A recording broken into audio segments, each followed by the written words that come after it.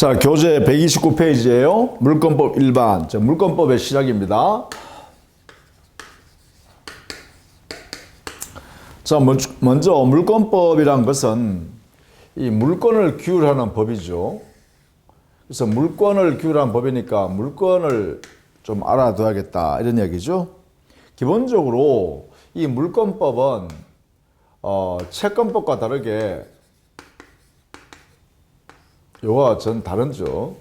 다르게 물권을 규율하는 법이기 때문에 그 물권의 성질은 기본적으로 나라와 국가 또 민족에 따라서 그 성질을 조금씩 달리해요. 그래서 이 물권법은 그 나라의 물건을 지배하는 그 성질이 각각 좀 다르기 때문에 고유한 성질을 갖고 있습니다. 그래서 고유법성을 갖는다. 그리고 물건을 지배하는 것을 강제적으로 보장해 줘야 되기 때문에 법 규정의 성질은 대부분이 강행법규, 즉 강행규정의 성질을 갖는다. 이 두 가지가 물권법에서의 특성입니다. 이렇게 먼저 채권법과 다르다는 것을 알아두셔야 돼요. 기본적으로 채권법이라는 것은 계약을 근거로 해서 이루어지는 채권에 관계되는 규율하는 법이기 때문에 이것은 국제적 성격을 갖고 있고 국제법규성을 갖고 있고 또 임의적 성격을 갖고 있습니다. 임의법규성.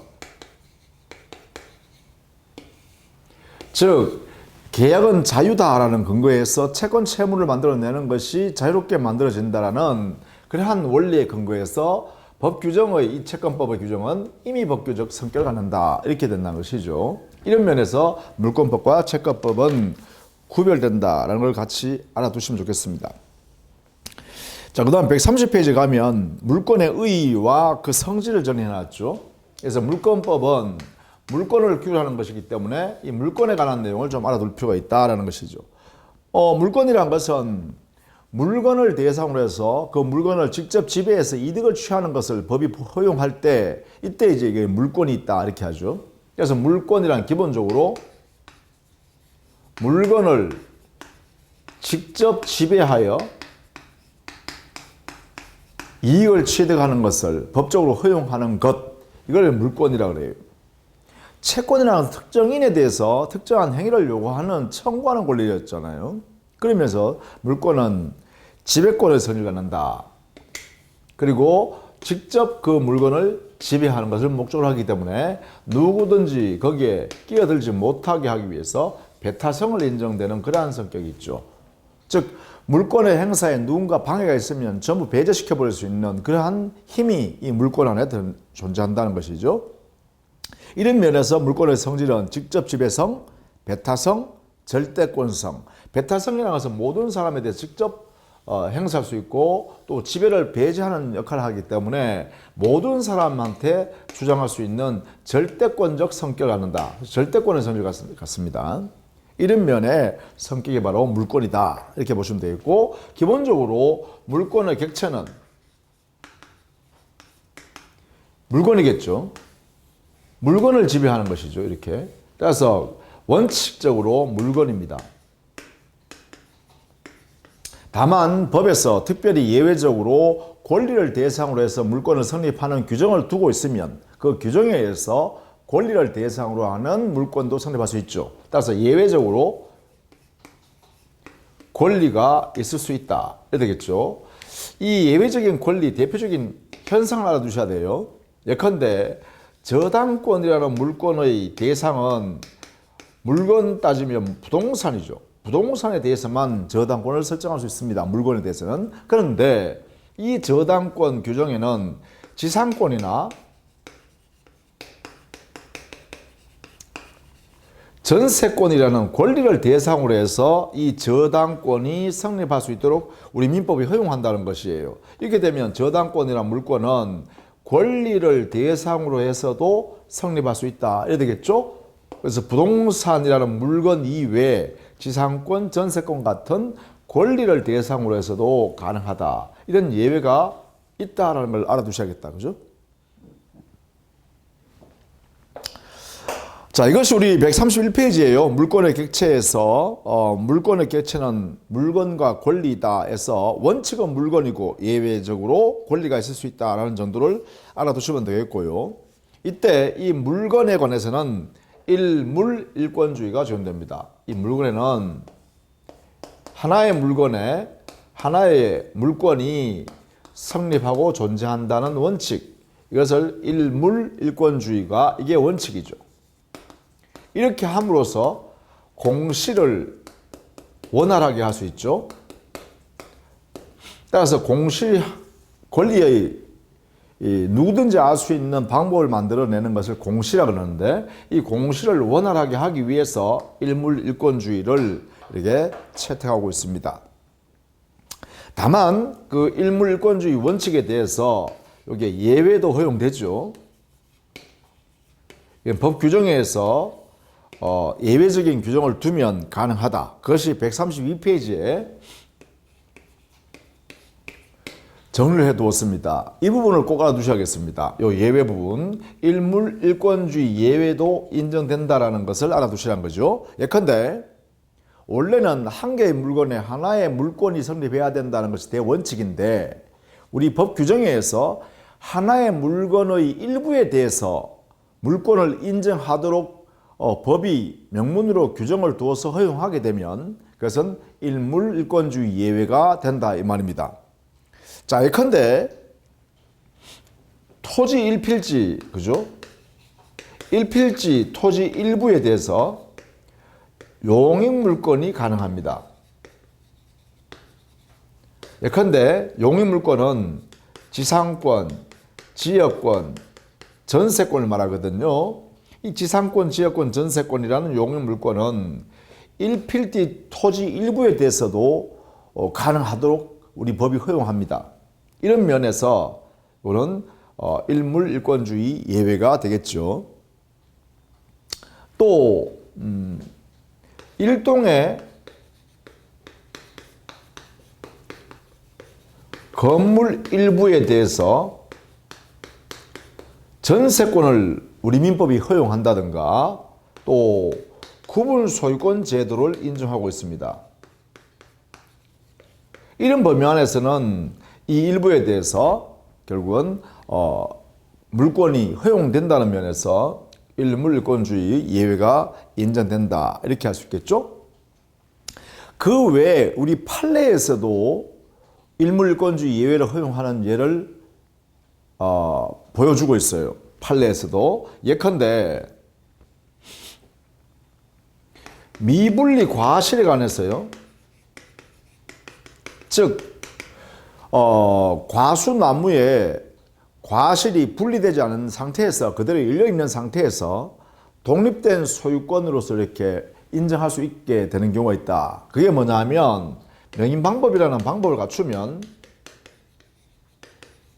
이 명인방법이라는 방법에서 소유권자가 누구다라는 것을 이렇게 공시해 놓으면 이때 당의 나무의 소유권과 미분리 과실 소유권이 분리될 수 있다는 것이죠. 또 수목 있죠. 토지에 심겨져 있는 나무요. 그걸 우리는 수목이라고 합니다. 이 수목에 관해서도 우리가 명인방법을 갖추면 토지의 소유권과 분리해서 그 수목의 소유자와 토지 소유자를 분리할 수 있다는 것이죠. 명인방법을 갖추면. 이런 면에서 이 명인방법이라는 방법에 의해서 소유권을 분리해서 별도의 소유권을 인정하는 방법이 있다라는 것이고, 이때 이 명인방법이라는 것은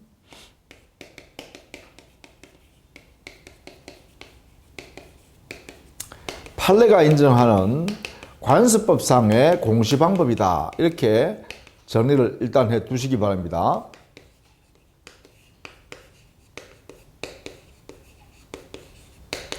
구체적인 명인방법이 되기 위한 요건이라든지 구체적인 내용들은 뒤에서 우리가 나중에 별도로 공부하도록 하겠습니다. 이 명인방법이라는 것은 관습법에서 인정하고 있는 물권의 공시 방법이다. 이렇게 일단 정리해 두시고요. 뭐 이런 정도로 일단 일물일권주의 예외가 인정된다는 것도 꼭 알아두시기 바랍니다. 자, 그 다음에 물권의 종류는요.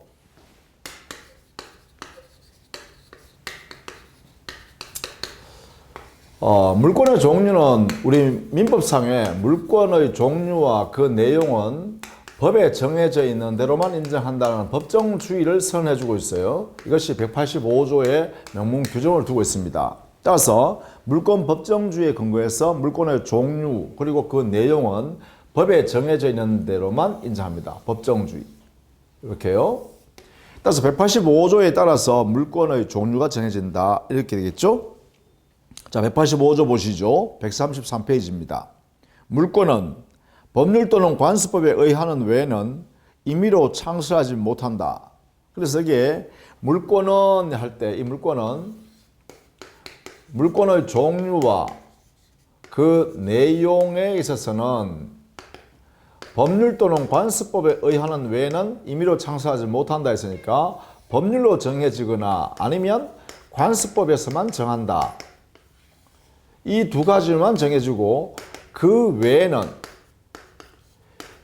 임의 창설은 금지다. 이렇게 선언했죠. 자, 이 외에는 임의로 창설하지 못한다. 이 말은 임의적으로 약정을 통해서는 창설이 금지된다. 이거죠. 따라서 이 약정을 하더라도 약정의 효과는 무효가 되겠죠. 이 약정의 효과는 무효약정이 된다. 이런 뜻을 여기서 나타내고 있죠. 그러면 이것은 이런 의미를 갖고 있죠. 물권의 종류와 물권의 내용은 각각 법률 또는 관습법에 의해서 강제적으로 만들어지는 것이죠. 그래서 종류의 강제, 내용의 강제 이런 내용이 여기에 포함되어 있다. 그래서 우리는 물권 법정주의 내용은 물권의 종류가 강제되고 그 내용이 강제된다. 이것을 의미합니다. 종류 강제, 내용 강제 이것을 물권 법정주의의 내용이다. 이렇게 정리하시면 되겠죠. 따라서 종류 강제, 내용 강제를 위반하는 약정은 전부 무효가 된다. 이렇게 정리하시면 되겠습니다. 그러면 강제하는 방법은 뭐냐? 바로 법률 또는 관습법이다 라는 것이죠. 즉 물권의 종류를 정하는 것도 법률 또는 관습법에서 정해야 되고 그 정해진 물권의 내용도 역시 법률 또는 관습법에서만 정해야 한다 이 말이겠죠. 자, 그러면 여기서 법률이란 어떤 의미냐라고 하면 법률이란 이것은 국회에서 제정한 법률만을 말합니다. 이것을 곧 우리는 형식적 의미의 법률 이렇게 하죠. 따라서 법령이라고 이렇게 하면 틀린다라는 것이죠. 오로지 국회에서 제정한 법을 말하기 때문에 행정부에서 만드는 행정명령은 여기 포함될 수 없습니다. 따라서 대통령령, 각부 장관의 부령, 총리령 이런 걸 통해서는 물권의 종류와 그 내용을 정할 수가 없다. 이렇게 되는 것이죠. 자, 그 다음에 관습법이란 이것은 관행이 일반적으로 반복적으로 실행되고 있는 관행이 일반인에 의해서 법적 확신이 인정되면 법적 확신이 만들어졌을 때 이때 이제 우리는 관습법이라고 합니다. 이렇게 일반인의 법적 확신이라는 것은 이 관행이 우리 일반인 모두가 지켜야 한다는 규율이 생겼다는 것이죠. 그것이 만들어졌다면 그때부터 관습법이다 이렇게 하는 것이죠. 따라서 이렇게 법률 또는 관습법에서만 강제적으로 시행되어진다라는 것입니다. 이런 내용을 가지고 있는 게 물권 법정주의다 이렇게 정리하시면 되겠죠. 자, 그 내용이 바로 133페이지 이하에 그게 양갈로 3번에 있죠. 제 185조의 내용 해석 이 부분을 잘 정리해 두시면 되겠죠. 자, 그러면 우리 민법에 있는 물권의 종류를 구체적으로 보면 먼저 민법에 있는 것을 먼저 살펴봅시다. 민법상의 물권 이렇게 정리해 보면 기본적으로 점유권과 본권으로 이렇게 나눌 수 있습니다. 점유권과 본권. 이 본권이란 것은 이 점유를 정당화시키는 물권. 이 점유를 정당화시키는 물권을 본권이라고 합니다. 이 본권의 대표는 소유권이죠. 소유권. 이 소유권의 성질은 어떤 물건이 가지고 있는 모든 가치를 전면적으로 지배하는데 그 가치를 크게 나누면 사용가치와 교환가치로 나눌 수 있어요. 근데 만약에 소유권자가 그 사용가치를, 즉 대상의 물건이 가지고 있는 사용가치를 타인에게 물건으로 만들어서 인정해 줄 수가 있거든요. 그것을 뭐라고 하냐면 용익물권이라고 합니다. 사용 수익할 수 있는 물건을 이렇게 만들어 줄 수 있는데 이 사용 수익할 수 있는 물건은 우리 민법은 지상권, 지역권, 그리고 전세권 이 세 가지만 인정해 주고 있습니다. 이렇게. 이건 사용 가치를 지배하는 거죠. 용익물권이라는 것은 이 소유권 안에서 소유권이 지배하고 있는 가치 중에 사용 가치를 떼내 가지고 그것을 전면적으로 그 물건을 사용함으로써 수익을 취할 수 있는 그러한 권리로서 보장하는 것이 바로 용익물권입니다. 사용 가치 지배. 자, 그런데 교환 가치를 지배하는 소유권이 사용 가치는 자기가 가지고 있고 교환 가치만 타인에게 지배할 수 있도록 일정 부분을 떼주는 것을 말하느냐? 이걸 담보물권이라고 합니다. 담보물권. 이 담보물권은 소유권 내용 중에 교환 가치를 지배할 수 있도록 인정해준 물권입니다. 이 담보물권에는 우리 민법상은 유치권, 질권, 저당권 이 세 가지를 법적으로 허용하고 있죠. 그래서 소유권을 다시 소유권에서 본권의 한 유형으로서 용익물권과 담보물권에서 각각 세 가지를 이렇게 인정하고 있죠. 이때 이 용익물권과 담보물권인 6가지는 결국은 소유권을 제한하게 되죠. 왜냐하면 소유권 안에서 교환가치나 사용가치를 이만큼 가져가 버리면 그 소유권이 여기에 사용가치가 빠져나간 만큼 이 소유권이 제한되죠. 또 담보물권인 이 교환가치를 떼 가져서 타인에게 준 만큼 소유권이 제한받게 되죠. 그래서 용익물권과 담보물권 이 6가지를 우리는 제한물권이라고 합니다. 그래서 지상권도 제한물권, 지역권도 전세권도 제한물권, 유치권도 제한물권이요, 질권 저당권도 제한물권. 그렇죠? 이렇게 전부 다 제한물권이에요. 이런 것들이 만들어지면 소유권이 그만큼 제한을 받게 된다라는 걸 의미합니다.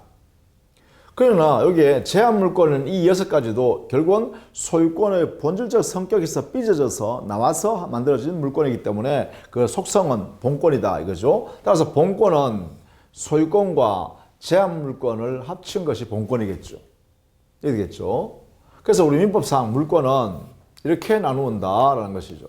물권의 분류는 점유권과 본권으로 나누고 그 다음에 본권에는 7가지가 있다. 그 7가지는 소유권과 6개의 제한물권으로 나누는 것이죠. 다시 제한물권은 여기에 용익물권 3가지, 담보물권 3가지로 다시 나누고 있다. 이렇게 보시면 되겠죠? 자, 이렇게 해서 우리는 민법이 이렇게 구성되어 있다는 것이고, 이때 점유권을 보면 어떤 성질이냐면 이것은 사실상 그 물건을 지배하고 있음으로 인정되는 물건이라서 사실상의 물건이다. 이렇게 표현한 거죠. 본권과 구별하기 위해서 사실상 물건을 지배하고 있다는 현상 그 자체의 물권의 인정을 받고 있는 것이다. 이렇게 보시면 되겠죠. 그래서 점유권과 본권으로 크게 나누어진다. 이런 정도로 정리해 두시면 되겠습니다. 자, 그것이 134페이지의 민법상의 물권이죠. 명문 규정에 의한 물권요. 그리고 우리 민법상의 물권에는 관습법상의 물권도 허용하잖아요. 이거는 민법의 명문에 있는 8개의 물권을 말하는 것이죠. 8개의 물권. 이것을 설명한 것이고, 그 다음에 관습법상에 인정되는 물권.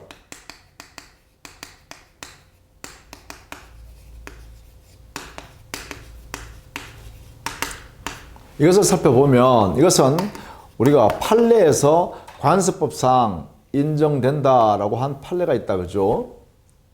여기는 기본적으로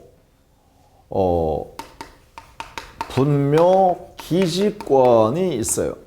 분묘기지권. 조상묘가 타인의 토지에 이미 옛날부터 존재하고 또 명절이 되면 후손들이요, 그 남의 타인의 임야임에도 불구하고 들어가서 거기에 수호 봉사하죠. 제사도 지내고 이렇게요, 벌초하고 이렇게 관리하죠. 타인의 토지임에도 불구하고 이렇게 관리할 수 있는 권리가 바로 분묘 있는 그 토지에 대해서는 지배권이 있다. 분묘기가 있는 토지에 대해서는 사용권이 있다. 어떤 범위 안에서 분묘를 수호하고 봉사, 제사 지내는 거죠. 제사 지내는 범위 안에서 필요한 범위 내에서의 타인의 토지를 사용할 수 있는 권리가 있다. 이렇게 해서 우리는 분묘기지권을 우리는 관습법상의 일종의 물권이다, 이렇게 인정하고 있습니다. 그 다음 두 번째는 관습법상 법정지상권이라는 것을 인정하고 있습니다. 그 다음 세 번째는 동산에 관한 양도담보물권을 인정하고 있습니다. 이렇게요.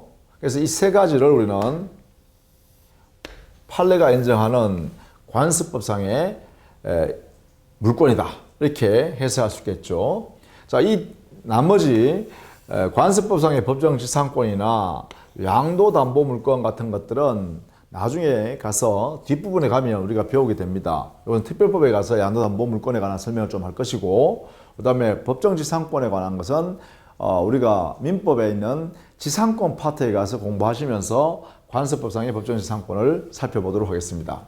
이게는요, 기본적으로 이 세 가지는 관습법상의 우리 판례가 인정한 물권이다라는 것으로 이렇게 정리를 해 두시면 좋겠죠. 자, 이것이 이제 물권의 종류를 우리가 살펴봤습니다. 자, 이러한 물권이 있으면, 우리 물권이 인정되면 어떠한 효력이 발생하는가? 물권이라면 어떤 효력이 있는가? 이것을 보통 우리는 물권의 효력 또는 물권의 일반적 효력, 이렇게 얘기합니다. 물권이라면 일반적으로 어떠한 효력이 있는가? 이 효력에는 크게요, 두 가지를 나눌 수 있어요. 물권은 채권보다가 원칙적으로 우선한다 해서 우선적 효력이 있었죠. 우선적 효력. 물권이 채권보다 힘이 세다는 뜻입니다. 이게 기본적으로 물권은 채권에 우선한다, 이 말이죠. 이게 이제 우선적 효력이라는 뜻입니다. 그래서 물권과 채권이 부딪히면 물권이 먼저 실현되고 채권은 그 이후에, 물권이 실현되고 난 이후에 실현되어져야 되기 때문에 오히려 이 채권은 물권과 부딪혀버리면 깨진다, 이렇게 되겠죠. 그래서 대표적으로 이 물권이 채권에 우선한다라는 이 원리를 나타내는 명언이 하나 있죠. 그게 뭐냐면 매매는 임대차를 깨뜨린다. 이 명언이 바로 이 법언이라 그러는데 법학에서 하나의 명언이다. 이게 뭐냐 하면 매매에서 소유권이 이전되어서 소유권이 이전되어지면 이미 임대차 계약에서 임차권이 존재하더라도 이 임차권이 깨진다는 거예요. 왜? 소유권은 물권이고 임차권은 채권이거든요. 그래서 채권은 깨어져 버린다. 소유권만 존재한다. 이렇게 하는 것이죠. 자, 이런 내용으로 물권이 채권보다 우선한다는 뜻을 가지고 있습니다. 자, 그러면 첫 번째 이렇게 물권은 채권에 우선하는 것이 원칙인데 요게 예외로 채권이 우선하려고 그러면 예외가 되려고 그러면 즉 채권이 대항력이 생긴다라고 하면 이때는 별도의 규정에 의해서 이 대항력을 인정해 줘야 되죠. 즉 명문 규정으로 채권에 물권에 대항할 수 있는 힘을 줘야 합니다. 예컨대 부동산 임차권에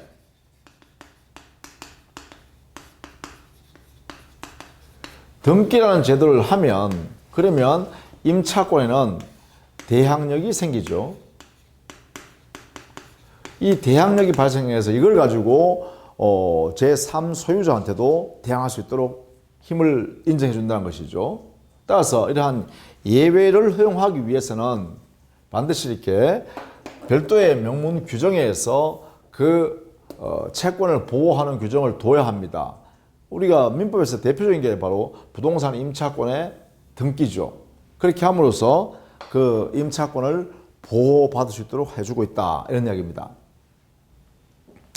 그럼 문제는 두 번째, 물권 상호간은 어떻게 될까? 물권과 물권 사이에서는 어느 것이 우선할 거냐를 정해야 될 거 아닙니까? 힘이 똑같이 힘이 센 것들이잖아요. 이럴 때는 정하는 원리가 이때는 먼저 성립한 물권이 이게 우선한다. 이걸 원칙으로 삼습니다. 먼저 성립한 물권이 우선한다. 이렇게요. 그래서 만약에 이렇게 될 수 있겠죠. 동일한 부동산에 1번 저당권, 2번 저당권이 존재한다면 먼저 성립한 1번 저당권이 우선하기 때문에 1번 저당권이 먼저 변제받고 나간다 이거죠. 다 받고 나가면 그 다음에 2번 저당권자가 변제받아라 이런 뜻이죠. 또 동일한 부동산에 1번 지역권, 2번 지역권, 3번 지역권이 있으면 1번 지역권자가 먼저 실행하고 그 목적을 달성하면 그 다음에 2번 지역권자가 그 다음에 또 3번 지역권자가 이렇게 순서적으로 이루어져야 된다 이런 이야기죠. 그래서 먼저 성립한 물권이 우선한다 라는 원칙. 다만 여기 예외가 있긴 합니다. 여기 예외. 그 예외가 뭐냐면 소유권과 제한 물권이 만약에 충돌이 생겼다라고 하면 이때는 먼저 성립한 물권이 우선하는 것이 아니라 이때는 항상 제한 물권이 우선합니다. 제한 물권이 우선합니다. 그 이유는 왜 그러냐 하면 이 제한 물권의 속성이 소유권을 제한하는 것을 목적으로 하거든요. 그러니까 당연히 제한 물권이 소유권을 제한하기 때문에 우선할 수밖에 없죠. 그래서 제한 물권이 언제나 우선한다. 이렇게 정리해 두셔야겠죠. 자, 이렇게 정리해 두시면 되겠습니다. 물권 상호간. 그 다음 세 번째는 채권과 채권은 우리는 사실 이건 뭐 큰 문제 되지 않겠습니다만 채권과 채권이 서로 충돌했을 때는 어떻게 되냐 이렇게 묻는다면 이때는 채권 사이에는 서로 평등합니다. 채권은 서로 평등하기 때문에 선후 관계가 없습니다. 여기는 먼저 성립했다고 먼저 보호받는 그러한 우선적 효력이 없어요. 그러나 평등하기 때문에 선후는 의미 없다. 선후 관계 여기는 무방하다. 따라서 평등하기 때문에요. 어떻게 돼요? 그 채권이 먼저 실행되어지면 우선의 효력이 있는 거죠. 따라서 선행주의가 여기는 적용되죠. 먼저 이행을 받으면 그 이행은 정당하다 이렇게 되어버리죠. 따라서 먼저 성립한 채권을 먼저 변제해야 된다는 것은 아니란 거죠. 따라서 먼저 변제받는 것이 우선이다. 그냥 먼저 변제받으면 된다라는 것입니다. 자, 평등의 원칙. 이게 되겠죠. 자, 이런 원리가 우선적 효력의 원리로서 정리하시면 되겠습니다. 그 다음 두 번째는 물권의 효력이었어요. 물권적 청구권이라는 제도입니다.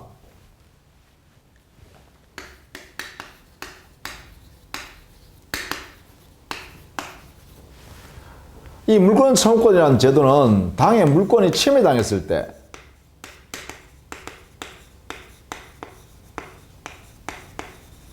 자, 물건이 침해당해버리면 물건의 실효성을 보호할 필요가 있겠죠. 실효성 보장을 위해서 그 침해되는 요소를 제거해야겠죠. 침해 제거를 필요로 하게 되죠. 자, 과연 이 물건을 실효성 보호하기 위해서 이 침해되고 있는 상태를 제거하는 방법이 뭘까? 이게 바로 이제 물건 자체에서 침해하고 있는 이 부분에 대해서 이걸 침해를 없애라. 침해를 제거할 것을 요구하게 되겠죠. 그럼 이것은 물건으로부터 여기에 침해하고 있는 당사자, 그렇죠? 침해자에 되겠죠.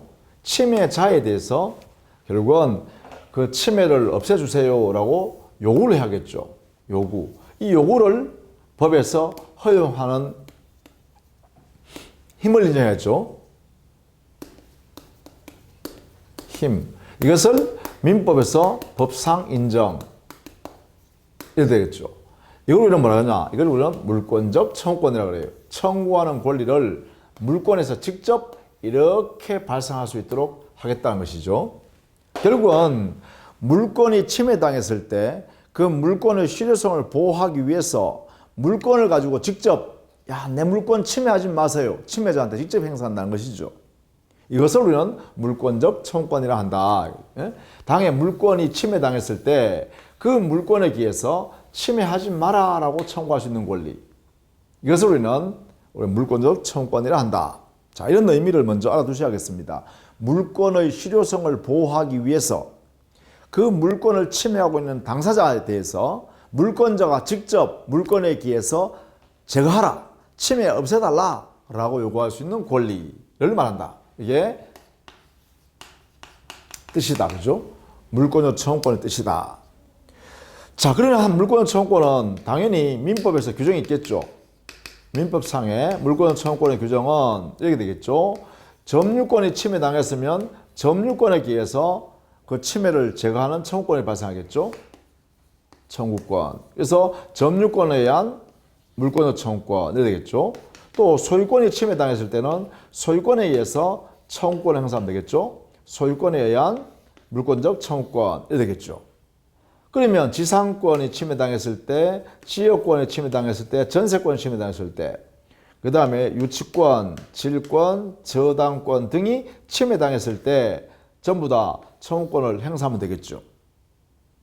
내 지상권 침해하지 마세요. 침해한 거 제거하세요. 이렇게 할 수 있다. 그죠? 전세권 침해당했을 때 전세권자가 전세권에 기해서 내 전세권 침해하지 말고 제거해라. 이렇게 할 수 있겠죠? 또 저당권자 등등등. 그죠? 저당권도 침해하는 요소가 있으니까 침해 없애세요. 이렇게 할 수 있겠죠? 자, 이렇게 해서 이 물건에 기초해서 이렇게 침해가 있으면 침해를 제거하라고 이렇게 그죠? 제거하라 이렇게 하겠죠? 이것을 우리는 물권적 청구권이라 한다. 그런데 우리 민법에는 특이하게도 유치권과 질권에 관해서는 여기는 규정이 없습니다.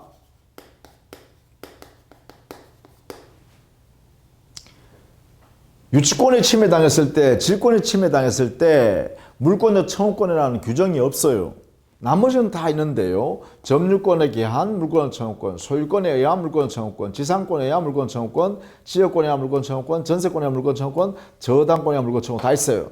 그런데 유독히 여기에 있는 유치권과 질권에 관해서는 우리 민법에 규정이 없더라 이 말이에요. 그래서 이 부분은 해석을 통해서 우리는 정리하게 되어 있습니다. 여기에 자, 질권이 침해당했을 때, 질권이 침해당했다 이랬을 때는 질권에 기해서 물권적 청구권을 이렇게 행사하면 된다 이랬어요. 질권에 기해서 물권적 청구권을 행사한다. 그럼 유치권이 침해당했을 때 어떻게 되는가? 유치권이 침해당했을 때 당했다라고 하면 역시 물권적 청구권을 행사해야겠는데 청구권 행사하겠는데 이때는 조심해야 됩니다. 이 부분은 조심해야 됩니다. 해석을 어떻게 하냐면 유치권에 기하여 여기는 질권에 의해서 청구했죠. 근데 여기는 유치권에서는 이 물권 청구를 어떻게 행사하냐면 점유권에 기해서 이렇게 청구하도록 하고 있습니다. 유치권에 의해서 청구하는 게 아니라 점유권에 기해서 청구하도록 하고 있다라는 것입니다. 이 부분이 이제 가장 중요한 부분입니다. 유치권에. 질권의 경우는 질권에 기해서 물권 청구를 직접 행사하면 되는데 유치권이 침해당했을 때는 유치권에 의해서 행사하는 것이 아니라 이렇게 점유권에 의한 물권적 청구권을 행사한다. 자, 이 부분을 꼭 기억해 둡니다. 그 이유는 유치권이 침해당해서 그 유치권이 없어져 버리면 유치권에 기한 물권 청구권이라는 권리가 없어요. 자, 여기서 따라서 결론적으로 말하면 이런 말은 없다. 유치권에 의한 물권적 청구권은 존재하지 않는다. 이것을 꼭 기억해야 됩니다. 이 부분을 꼭 기억해야 됩니다. 나머지는 다 점유권에 의한 물권 청구권, 지상권에 의한 물권 청구권, 지역권에 의한 물권 청구권, 전세권에 의한 물권 청구권, 그 다음에 질권에 의한 물권 청구권, 저당권에 의한 물권 청구권 이렇게 행사할 수 있어요. 그런데 유치권에 의한 물권 청구권은 존재하지 않는다. 이렇게 정리합니다. 자, 그 다음에는 우리는 침해의 모습에 따라서 반환 청구, 물권 청구권의 모습입니다. 물권적 반환 청구 이래야 되겠죠? 물권적 반환 청구, 또 물권적 방해 제거 청구, 그 다음에 물권적 방해 예방 청구, 이렇게 각각 세 가지 형태가 있다 이 말입니다. 자, 물권적 방해 제거, 방해 예방, 그리고 반환 청구. 자, 물권자가 물건을 점유를 상실한 상태에서 침해당했다라고 하면, 침해의 모습이 점유를 상실당했다라고 하면 반환을 청구하겠죠. 또 점유를 하고 있는데, 지배를 하고 있는데 다만 방해만 받고 있다라고 하면 방해 제거를 청구하면 되겠죠. 또 현재 방해는 당하지 않고 있지만 장래에 방해당할 염려가 객관적으로 존재한다라고 하면 미연에 방해 예방 조치를 취해달라고 예방을 청구하면 되겠죠. 이렇게 해서 침해의 모습에 따라 반환, 제거, 예방 청구권을 우리 물권 청구권 형태에서 인정합니다. 그러면 점유권이 침해당하는 모습에 따라서 점유권에 기한 반환, 점유권에 기한 방해 제거, 점유권에 기한 방해 예방, 또 소유권이 만약에 침해당하는 모습에 따라서 소유권에 기한 방해 반환 청구, 소유권에 기한 방해 제거 청구, 소유권에 기한 방해 예방 청구, 이렇게 각각 부를 수 있겠죠. 그래서 우리는 점유권에 침해당했다면 점유권에 기해서 반환, 제거, 예방 청구, 또 소유권에 침해당했다면 소유권에 침해당한 모습에 따라서 반환, 제거, 예방 청구, 또 지상권에 침해당했다면 그 침해 모습에 따라서 반환, 제거, 예방 청구, 이렇게 각각 부를 수 있겠죠. 자, 여기서 조심해야 될 게 있습니다. 또 조심할 게 하나 있습니다. 그런데 지역권과 저당권에 있어서는, 여기서는 지역권과 저당권에 있어서는 방해 제거 청구권이나 방해 예방 청구권은 인정돼요. 그런데 반환 청구권은 인정될 수가 없다라는 것입니다. 여기서 지역권에 의한 방해 제거 청구, 방해 예방 청구, 저당권에 의한 방해 제거 청구, 방해 예방 청구는 각각 인정되나 지역권의 반환 청구, 전세권에 의한 반환 청구는 허용되지 않는다라는 거예요. 그래서 지역권과 저당권에는 반환 청구권이 인정될 수가 없습니다. 그 성격상 그래요. 지역권과 저당권의 성격 때문에. 이것은 나중에 지역권, 저당권의 내용을 전체 다 알면 당연히 이렇게 됩니다. 지역권과 저당권은 독점해서 그 부동산을 자기가 독점해서 이용할 수 있는 권리가 없어요. 그러다 보니까 돌려주세요 할 권리가 없다 이 말이죠. 반환 청구권. 자, 여기 조심한다. 지역권과 저당권은 각각 반환 청구권을 행사할 수 없다. 이렇게 정리해 둡니다. 자, 이 두 가지가 가장 중요해요. 민법상의 규정에서 물권 청구권의 유형에서는요. 유치권에 의한 반환 청구권, 유치권에 의한 방해 제거 청구권이 없다. 유치권에 의한 물권 청구권이 없다. 그때는 점유권에 의한 물권 청구를 행사해야 된다. 꼭 알아두시고요. 두 번째, 반환 청구권이 없는 물권이 있다. 그게 뭐냐면 지역권, 저당권은 침해당하더라도 반환 청구권 행사할 수 없다. 방해 제거 청구, 방해 예방 청구권은 거기에 따라서 행사할 수 있지만 반환 청구권은 존재하지 않는다. 이 두 가지를 정리해 두시면 되겠죠. 자, 이것이 이제 물권 청구권의 민법상의 규정의 특징입니다. 정리해 두시기 바랍니다. 그 다음에 물권 청구권의 성질은 세 번째, 성질은 당연히요. 물권 청구권은 당의 물권과 물권적 청구권은 운명을 같이 합니다. 이 말은 이 물권 자체를 양도하면 이렇게 양도하면 이 물권적 청구권도 함께 양도되어집니다. 이 물권이 소멸하면 물권 청구도 함께 소멸한다. 이래야 되겠죠. 그래서 항상 운명을 같이 합니다. 항상.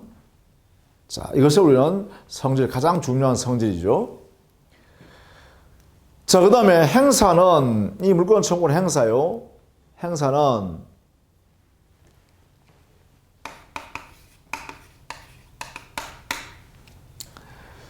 자, 먼저 현재의 물권자가 주체가 됩니다. 현재 그 물권을 가지고 있는 사람 있죠? 이 사람이 물권 청구권 행사는 주체가 됩니다. 자, 물권 청구권 행사할 때 누가 행사하느냐 하면 현재 그 물권, 침해당하고 있는 물권을 가지고 있는 자가 한다. 두 번째, 누구한테 해야 되냐? 상대방은 누구냐? 이렇게 하니까 이것은 현재 그 물권을 침해하고 있는 자죠. 현재의 물권 침해자.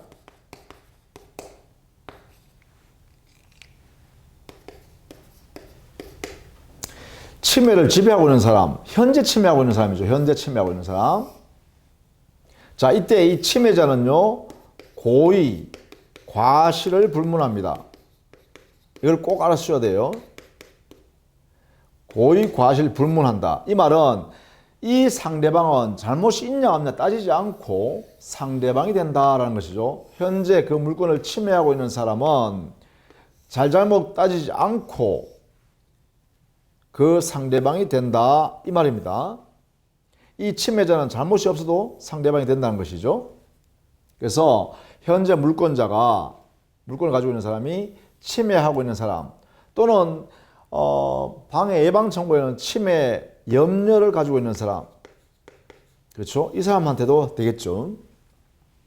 그 다음 세 번째, 자, 이때 당해 물권 청구를 행사하면 비용이 발생하죠. 비용 부담해야 할 사람은 누구냐 하면 이 상대방입니다. 상대방. 현재 침해하고 있는 사람 있죠. 이자가 고의 과실이 없다 하더라도 이 사람이 여기에 비용을 부담해서 제거하고 반환하고 예방 조치를 해야 된다 이 말이죠. 따라서 비용이 발생할 때는 여기에 있는 상대방 스스로가 비용을 부담해야 한다 이런 얘기예요. 이런 절차에 따라서 이루어진 거죠. 따라서 이때 이 물권 청구권과